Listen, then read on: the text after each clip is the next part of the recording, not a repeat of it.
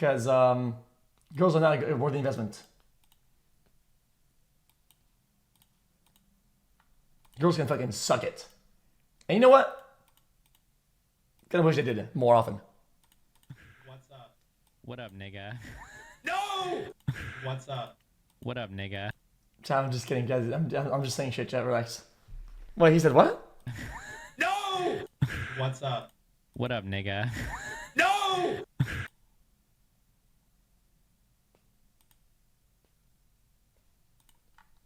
Interesting. Yeah. This is bad message. Humans are going extinct. You know what, dude? It's not, guys. It's not my fucking problem if humans are going extinct. That's not my problem. My problem is that my goal is to have fun, have a fulfilling life. I don't give a fuck what happens before me or after me. Everybody can fucking suck it. Everybody together can collectively suck on it. I don't give a fuck. What the fuck would I care, dude? As soon as I disappear, everything else disappears. The life is what I see and perceive, okay? When I'm gone, it's all gone. What the fuck would I care? The story is a sensational one, and one which probably, we jokingly say, belongs in a Netflix series or something greater than that. And so you will see today the opportunity for us to share with you digital media, elements of the investigation, key components that we don't normally do in media and press releases. Wait, how the $20 million airport gold heist unfolded? Because we do believe it's in the interest of the public, given the nature and interest regarding this. And so without further ado, I'd like to invite Detective Sergeant Mike Mavity, who was the case manager for this investigation, to speak on behalf of his remarkable team. Mike? Thank you, Chief. Thank you, everyone, for joining us here today. My name is Detective Sergeant Mike Mavity, and I am the Major Case Manager for Project 24 Carat. On behalf of the primary investigator, Detective Gord Oakes, who's standing to my right, we would like to thank the PRP leadership for their support. And to the 17 members that make up the investigative team of Project 24 Carat, some of which are standing behind me today. Well, I want to know Through what your this hard work and dedication, you have made this investigation a success. While the investigation of those responsible for this theft is nearing completion, other aspects are still ongoing. As a result, we may not be able to answer some of your questions about certain aspects of this investigation, as the matter is before the courts. Our investigation involves a stolen quantity of gold and foreign currency that were ordered from a refinery in Zurich, Switzerland. The gold and currency were transported in the hull of an Air Canada flight in an approved airline container destined for Toronto. This flight arrived at Toronto's Pearson International Airport on April 17, 2023 at 3:56 p.m. Shortly after, the gold and currency were offloaded from the aircraft and brought into Air Canada cargo facility. At 6:32 p.m., the suspect arrived at Air Canada Cargo driving a 5-ton truck. The suspect reversed his vehicle to the loading dock and exited the truck. Okay, chat. Am I wrong in the thought that you're making a $20 million fucking delivery of gold, and your entire operation relies, even for a brief moment, in the hands of one unarmed civilian person with a fucking notepad and untied boots going around in a fucking white truck? Are you serious right now? The suspect was carrying a fraudulent airway bill as he approached the warehouse. The image you see is the actual airway bill that the suspect produced. The airway bill is for a legitimate shipment of seafood that was picked up the day before. This duplicate airway bill was printed off from a printer within Air Canada Cargo. Once inside the warehouse, the suspect provided it to Air Canada Cargo warehouse attendant. A short time later, a forklift arrived with a container of gold and foreign currency and loaded it. Chat, do you have any idea how fucking heavy this must be? Chat. Guys, this guy, does nobody read or compute anything? Guys, I don't want to be Captain Hindsight, but this guy looks at the panel. It's fucking fish. It's fucking fish. And the guy has to fucking... And it's transporting gold? You know the difference in weight in gold to fish? To the rear of the suspect's truck.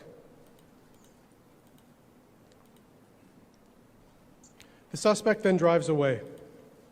At approximately 9:30 p.m. that same evening, Brinks Canada employees attended Air Canada Cargo to pick up the shipment of gold. Oh, it was goldfish. Ha ha ha ha ha ha ha ha ha. And currency. Air Canada employees tried to locate the container, realized it was missing, and began an internal investigation. At 2:43 a.m. on April 18th, 2023, Peel Regional Police were contacted and advised the load of stolen gold and currency, the load of gold and currency had been stolen.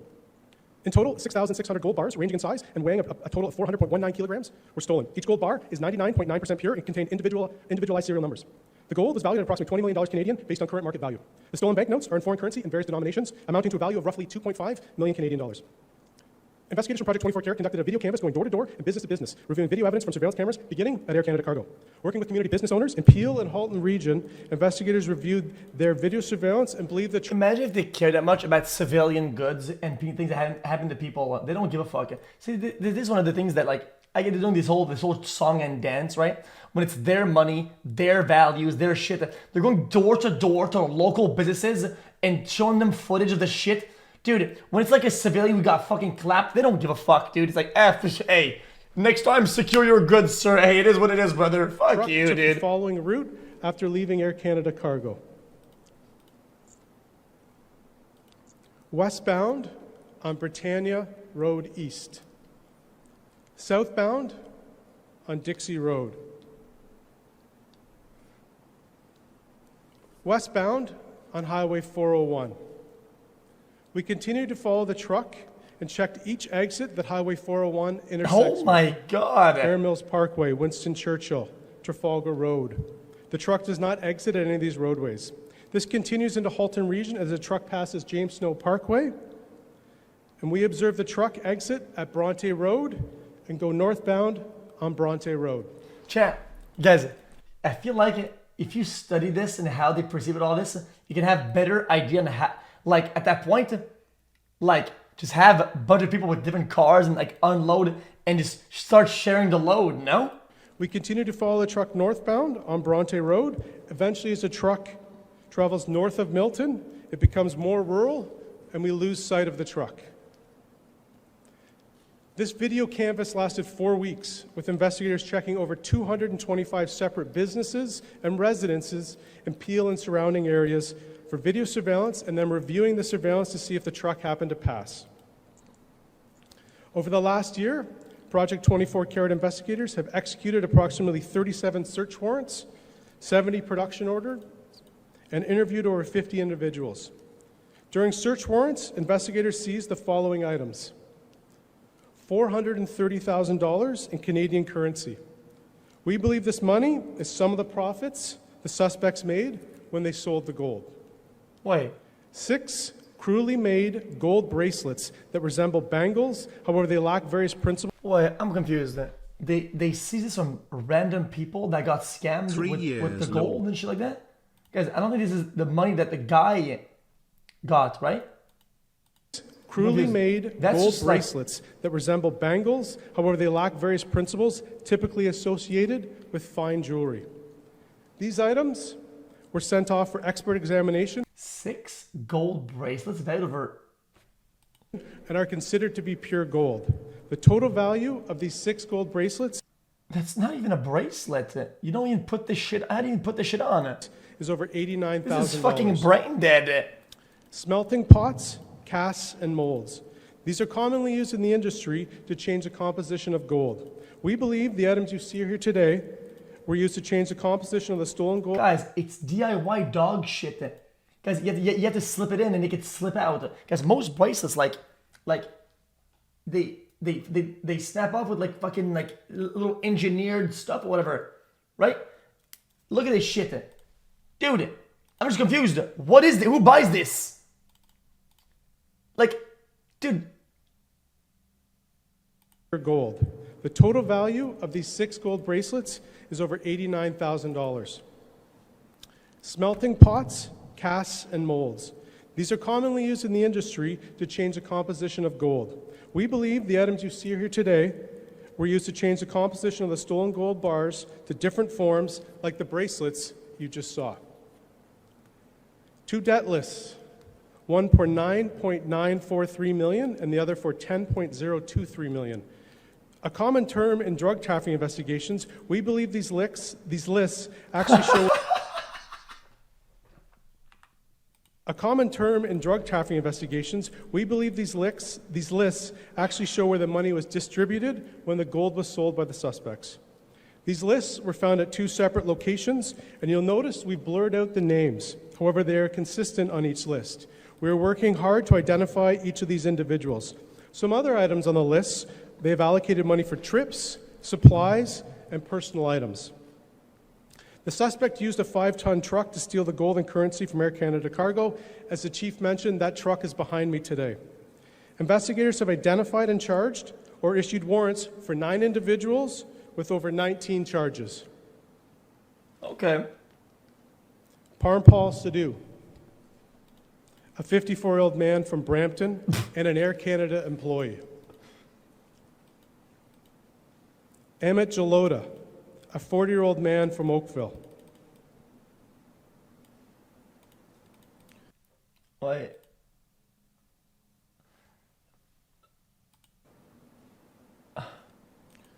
Ahmad Chaudhry, a 43-year-old man from Georgetown.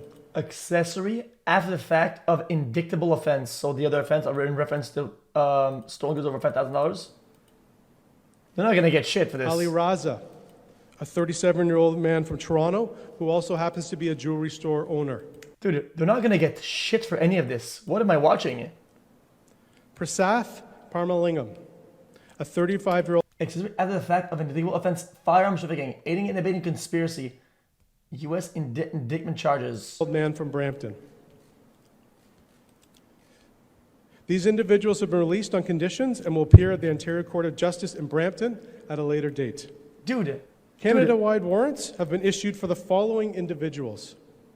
Simranpreet Panazar, a 31-year-old man. Dude, is the fucking system locked at 5K? Brother, is there a system locked at 5K? What the fuck is this shit? From Brampton and a former Air Canada employee who was employed at the time of the theft. Archit Grover, a 36-year-old man from Brampton. Again, this is confusing as shit. Arsalan Chaudhry, a 42-year-old man from Mississauga. Wait, did they have like a grand larceny fucking charge? Or like a fucking robbery? What? Theft of over 5K. Huh? Is that the... Investigators urge these individuals to seek legal counsel and turn themselves into police. And finally, the driver. A warrant has been issued. On the 5K, it's be considered, I think, a misdemeanor, or it would go case by case or whatever. Issued for Durante King McLean for theft over $5,000 and possession of property obtained by crime. I spoke about the fraudulent airway bill when we were alleging the driver produced. Through forensic examination and through other police techniques, we identified King McLean as the driver early on in the investigation. For the months that followed in the summer, we tried to locate King McLean or his associate. So this guy yoinked the whole stack, went bonkers. He gets hit with theft of over 5K, possession of property obtained by crime, which is probably not much. That's it. Associates. That brought us to September. So in September 2020, even if they want to make an example of these guys and go crazy, and even they give them the max sentence of like 10 years, which is not going to be 10 years, probably like, I'm going to take wild guesses here. After the whole thing, they probably get, like fucking 8 years, 7 years, good behavior, they get out 4 or 5. Most of the things that weren't even recovered. 23, Durante King McLean was stopped in a rental vehicle by Pennsylvania State Police. Trafficking was the only one guy. I think it's because of his own shop, and I think guys, I'm making a wild guess over here. And so this guy, armed trafficking, probably because he owned the store, whatever, and because of the warrant, they probably found more stuff in his thing or his shit, not the heist stuff. Near Chalmersburg, Pennsylvania. After a brief foot chase, he was detained, and troopers located 65 illegal firearms within the vehicle. Since his arrest, Yeah, there you go. Pennsylvania State Police near Chalmersburg, Pennsylvania.